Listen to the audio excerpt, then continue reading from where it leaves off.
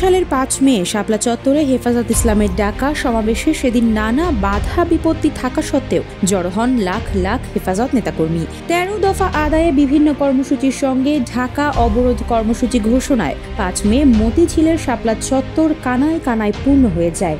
সারাদিনব্যাপী উত্তেজনাকর পরিস্থিতির মধ্য দিয়ে চলে এই সমাবেশ। তাদের দাবি আদায় না হওয়া পর্যন্ত তারা সমাবেশ স্থল ছাড়বেন না, এমনটাই দাবি ছিল তাদের। বারবার আইন শৃঙ্খলা বাহিনী তাদের স্থান ত্যাগ করতে বললেও হেফাজত কর্মীরা তাদের স্থানে ছিলেন অনড়। তাই দিন গড়িয়ে রাত আসে, মধ্যরাত পার হতেই ঊর্ধ্বতন কর্মকর্তাদের কাছে আসে অর্ডার অপারেশন ফ্ল্যাশ আউটের। হঠাৎ মতিঝিলের আশেপাশের এলাকায় বৈদ্যুতিক ব্ল্যাক আউট করে পুলিশ, র্যাব ও বিজিবির সদস্যরা শুরু করে নেতাকর্মীদের ওপর নির্বিচারে গুলিবর্ষণ।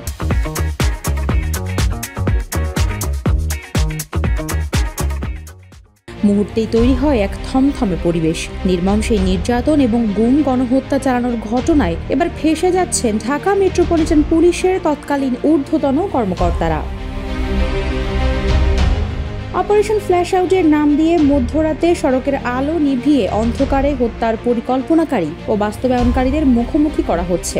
তৎকালীন ডিএমপি কমিশনার বেনজির আহমেদ থেকে শুরু করে থানার ওসি পর্যন্ত কর্মকর্তাদের তালিকা করা হচ্ছে। ২০১৩ সালের ৫ ও ৬ মে ডিএমপির মোতায়েনকৃত ফোর্সের অবস্থান, শাপলা চত্বরে অভিযান পরিকল্পনার সত্যায়িত কপি এবং কর্মকর্তাদের তথ্য চেয়ে বর্তমান ডিএমপি কমিশনারকে চিঠি দিয়েছে আন্তর্জাতিক অপরাধ ট্রাইব্যুনাল।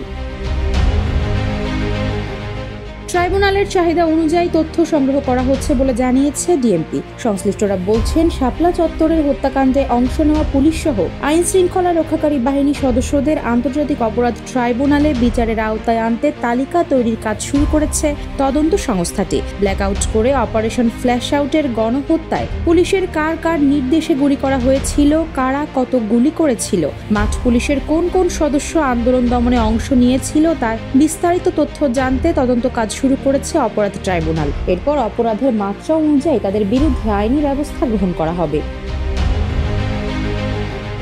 গত ১৪ ডিসেম্বর আন্তর্জাতিক অপরাধ ট্রাইব্যুনাল থেকে ডিএমপি বরাবর পাঠানো চিঠিতে বলা হয়, হেফাজতে ইসলাম আয়োজিত সমাবেশে সাবেক সরকারের বিভিন্ন বাহিনী, আওয়ামী লীগ দলীয় সশস্ত্র ব্যক্তিরা পরিকল্পিতভাবে শাপলা চত্বর, মতিঝিল ও আশেপাশের এলাকায় বৈদ্যুতিক ব্ল্যাকআউট করে নেতাকর্মীদের ওপর নির্বিচারে গুলিবর্ষণ করে। নেতাকর্মীদের ওপর বিভিন্ন বাহিনীর পরিকল্পিত হত্যা, গণহত্যা ও গুম সহ মানবতা বিরোধী অপরাধ সংঘটিত হয়েছে বলে তদন্তে প্রকাশ পায়। গণহত্যা ও মানবতা বিরোধী অপরাধ সংঘটিত হয়েছে মর্মে প্রাপ্ত অভিযোগ আন্তর্জাতিক অপরাধ ট্রাইব্যুনাল অ্যাক্ট ১৯৭৩ মূলে অত্র সংস্থায় তদন্তাধীন রয়েছে।